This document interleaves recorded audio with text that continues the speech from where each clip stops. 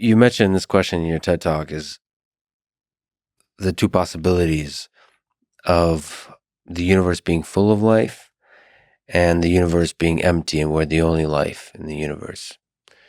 How do you feel about both options? Just actually you as a single chemical organism introspecting about its existence in this world.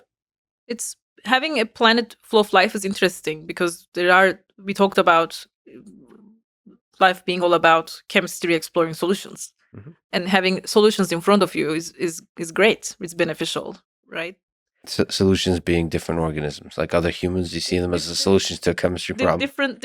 Yeah, Oh, I guess that's an interesting solution. That's not next time we're in Austin, so there's a bunch of weirdos. Every time I see a weirdo, I'll be like, "Oh, that's an interesting solution to this chemistry problem." I'm So now you think like an origin of life science, but it's funny that one worked out.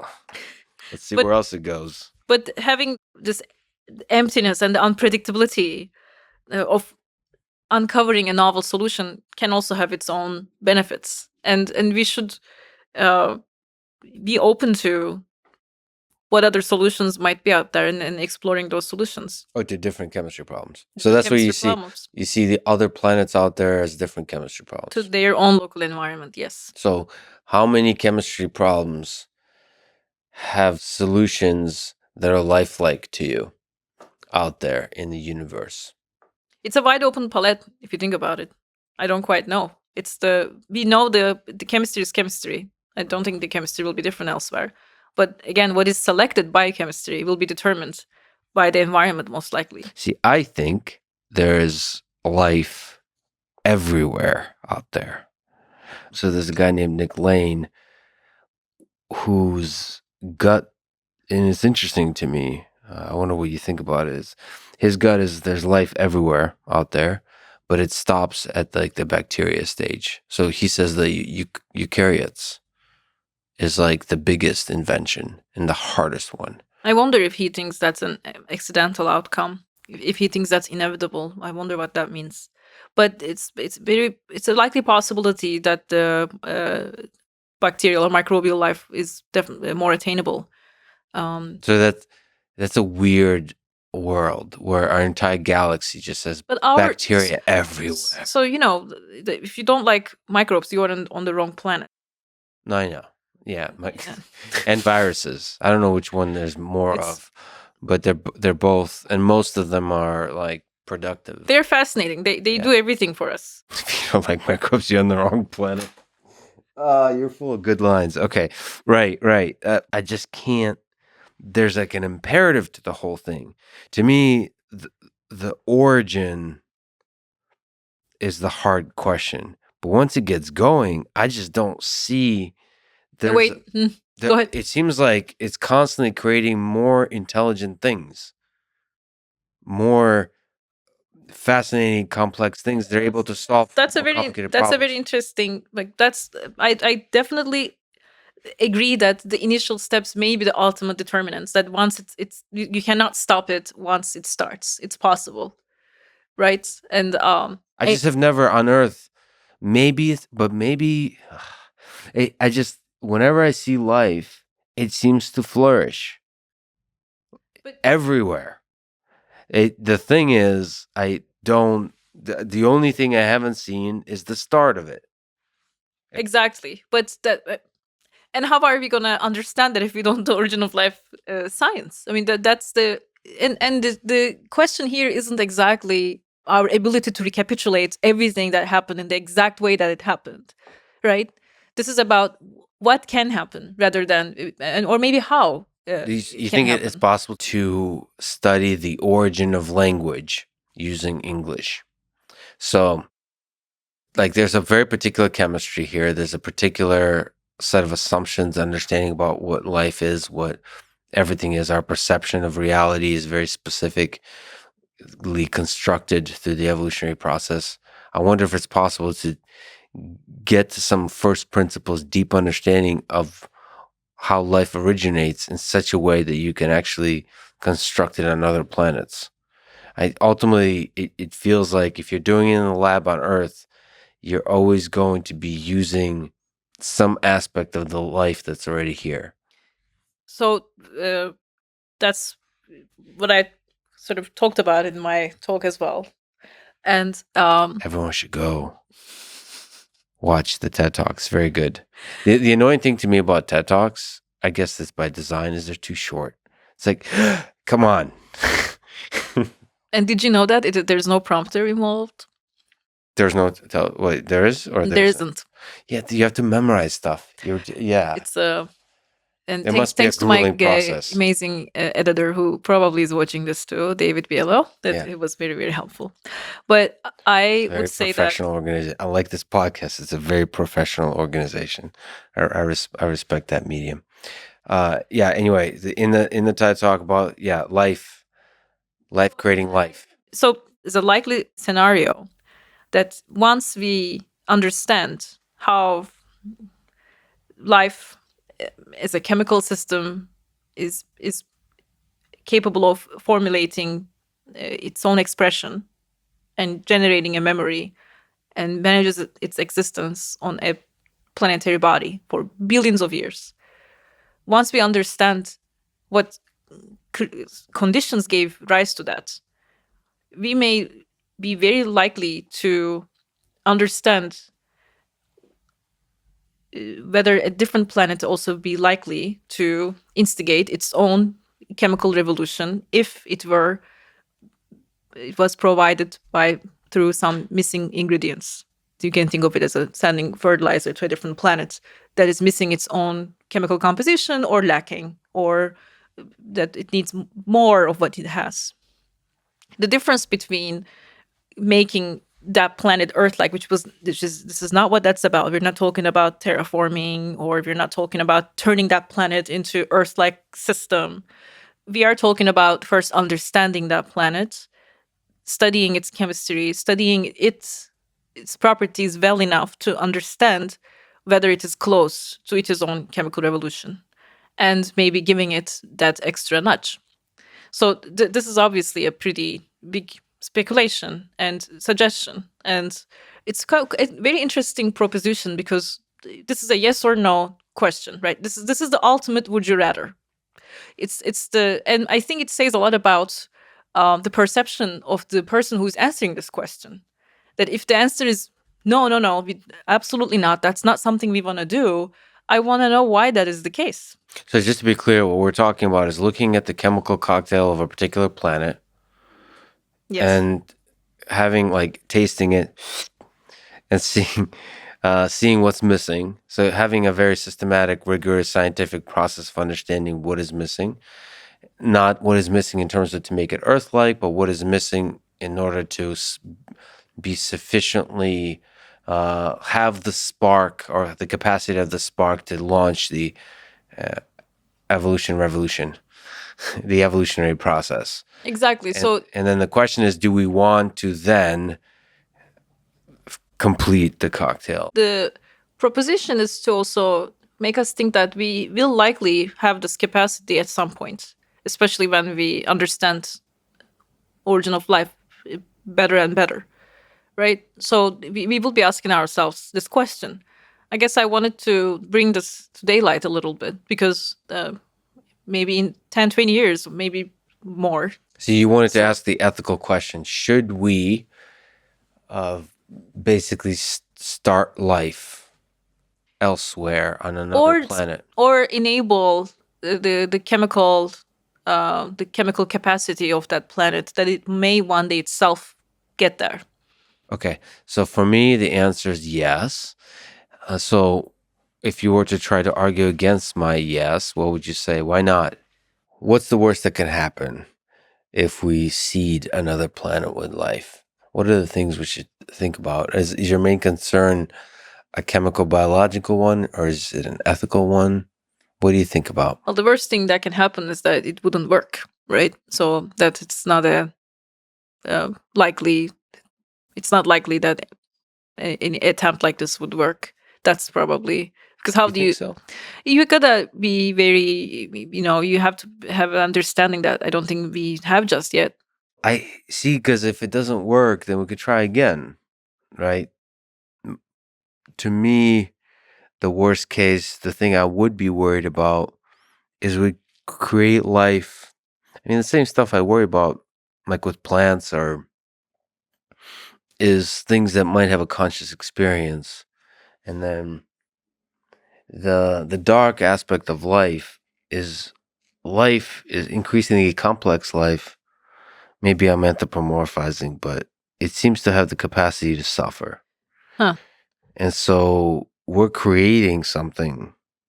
It's like when you have children, you put creatures into this world that will suffer, can suffer, and may suffer, depending on how you view life, may likely suffer.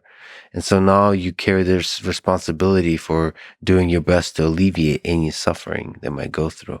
And that perhaps that's romanticizing this notion of life.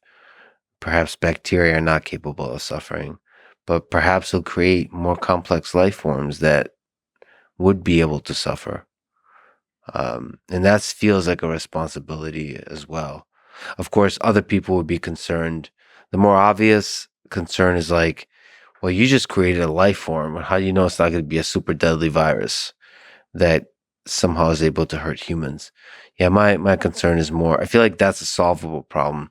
The problem of creating conscious beings that are able to suffer, that's a tricky one. Yeah, I can see why. Because it goes back to, again, would we, first of all, do we have a responsibility to propagate more of this chemistry that we have on this planet elsewhere, given that we know ultimately we will be vanished? By we, I mean entire planet. And if this is in fact a very rare chemical event that happened because all the right circumstances came together and we were the lucky one, do we have a responsibility to sponsor it? This is if we were to back up Sponsor, I like it. That's a good way to put it. Yeah. if we try to back up remnants of our civilization, right? So we want to potentially create conditions on the different planets so that humans can survive, given that we know or we want to, just for the sake of growing. Yeah, propagating, But becoming multiplanetary species. exactly. But what really is at stake here, I think, is actually, or what is really more interesting is what we don't see, which is again that the chemical behavior that enabled everything at first place. That's different than sending potato crops or engineering bacteria to live on a different planet. That's very different. You are really stripping it down to what is what is possible at the chemical level. So even if you are instigating the chemistry on different planets, you are letting that very planet to do its thing. Mhm. You're not necessarily contaminating this planet with different chemistry, because the idea behind this, at least the way I thought about, is that you understand that planet, you understand the conditions, you understand the chemistry of the planet really well before choosing the planet as a candidate at first place. And then it's not about sending a missing ingredient per se, but again, just sending more of what it already has. That would be respecting that planet's condition too. So I'm not suggesting any occupation. I'm not suggesting any colonization. I'm not suggesting any, like, let's just strip everything and make everything Earth-like. That's not what I'm saying. It's more about empowering that place. What you are saying is likely to be the motivator behind all this. That's not, because I see suffering, I see pain. It's very interesting. I think this is a question that really reveals a lot about the person who's answering it. Well, okay, so the pushback on my pushback. If I so am deeply troubled by suffering, then I should be probably paralyzed about the history of life on Earth. And there's Can you elaborate? What do you mean?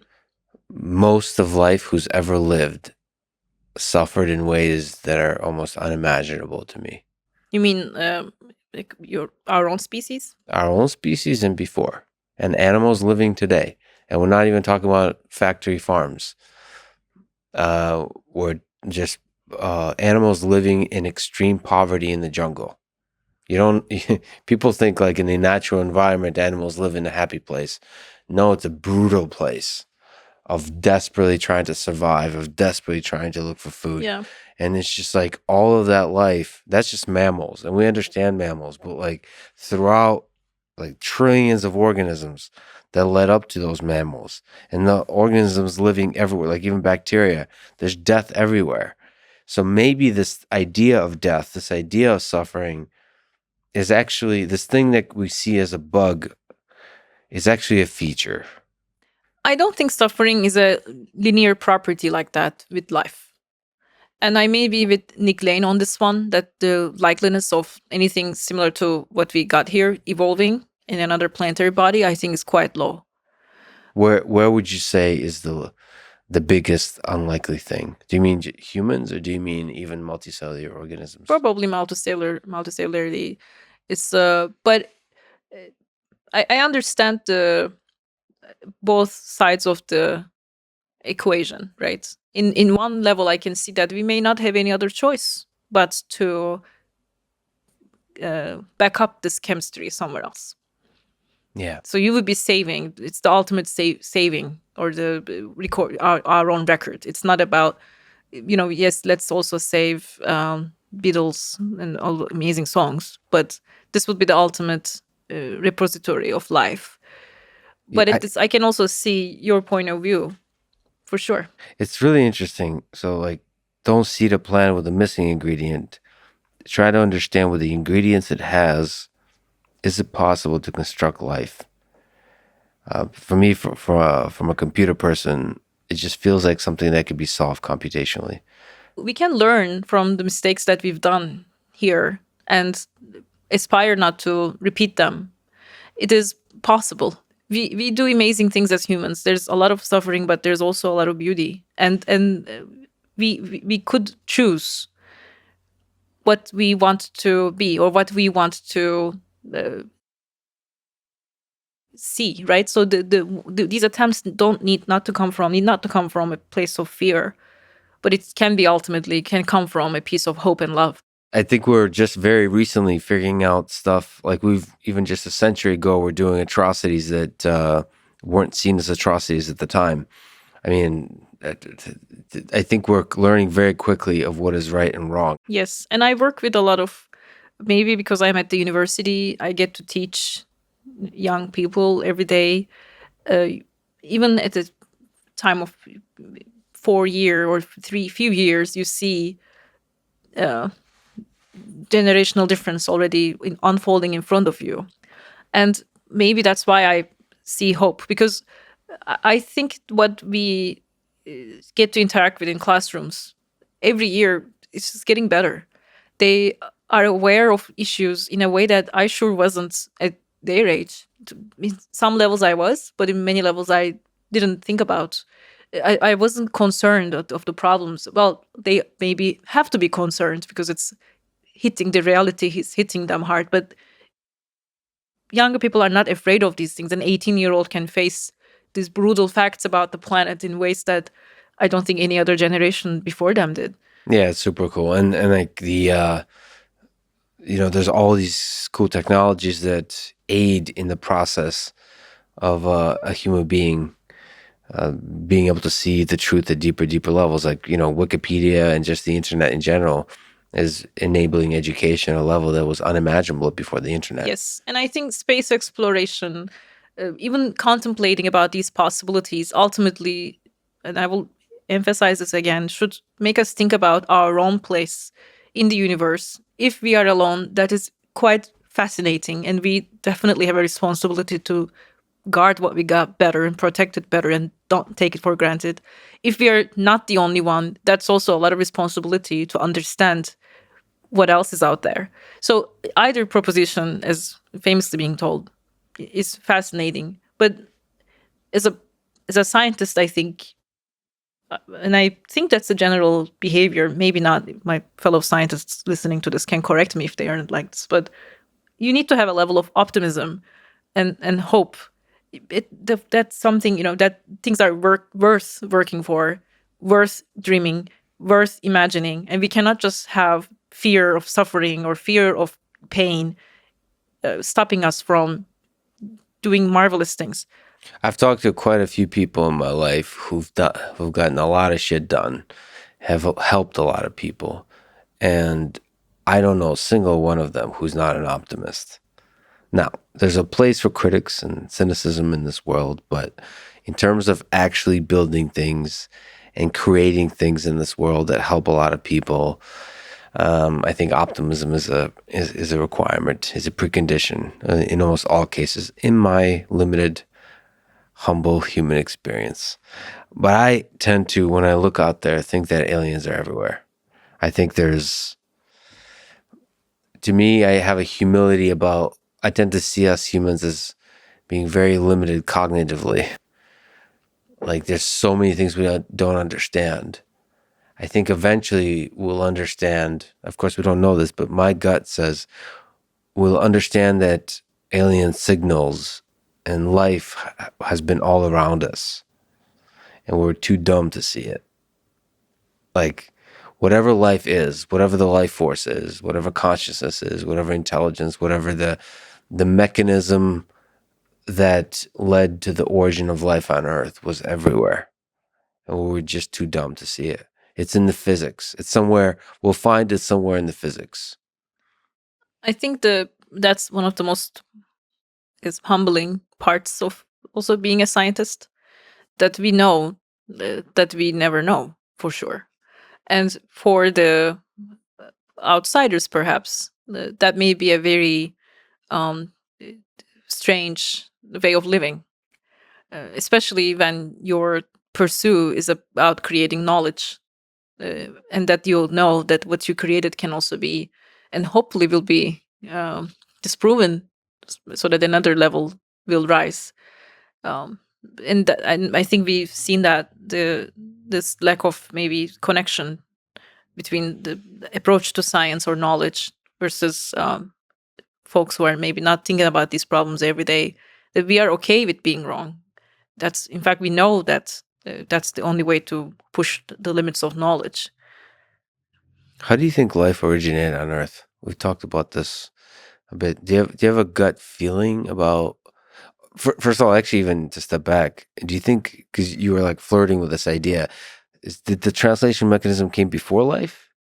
I think that you cannot separate from translation emergence of translation machinery from emergence of life, or something like translation machinery. This whole informatic chemical computing system that is also capable of dynamism and evolvability that comes with biological behavior from emergence of life itself.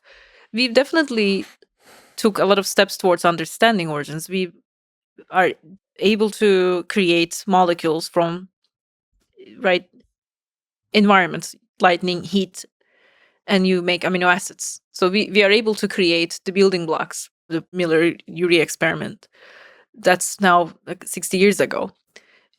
We are able to create the building blocks. We are able to make them interact with one another. They can get more complex. Some call this messy. There's all this chemistry that's going on. We are able to have these chemicals interact with one another, maybe um, have even some emergent properties that we can quantify. Definitely there is this trend towards more systems level approach to origins, with more introduction of systems level chemistry, more network level chemistry, and complex system integration, in order to understand how, now that we can make these building blocks, we can make them interact with one another, but how do we make them interact with one another in more intelligent ways that will have the properties of a biological system, will be heritable, it will be responding to the environment, it will mutate, and it will sustain itself. That is the final bit, I think, in our origin of life adventure, and we are extremely close. I'm very optimistic that our community will get a handle of this problem in this decade. This is, in fact, I think, one of the most exciting times to be doing this work. What would be super convincing to you, like incredibly amazing, would blow your mind if it was done, X was done in a lab? Like what would you? I mean, I don't know if you would call it origin of life, but something really truly remarkable and special done in the lab. What would that look like to you? The properties that I listed, those 5 properties that I listed about in the machinery that is capable of sensing and responding to the environment.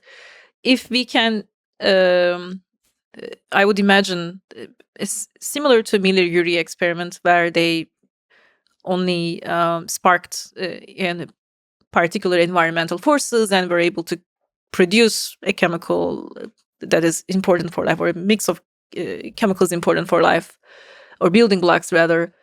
I would, if I saw that a similar experiment where a well-defined geochemical parameter was subjected on a mix of chemistry, which led that chemistry to form some level of computation informatic biological property, and by biological I'm going to keep it to very minimum, um, as I defined early on, that would be super exciting to me. A self-organizing chemistry that we can create experimentally in a flask by simulating the conditions of early Earth, be it radiation, be it temperature, or mix of both.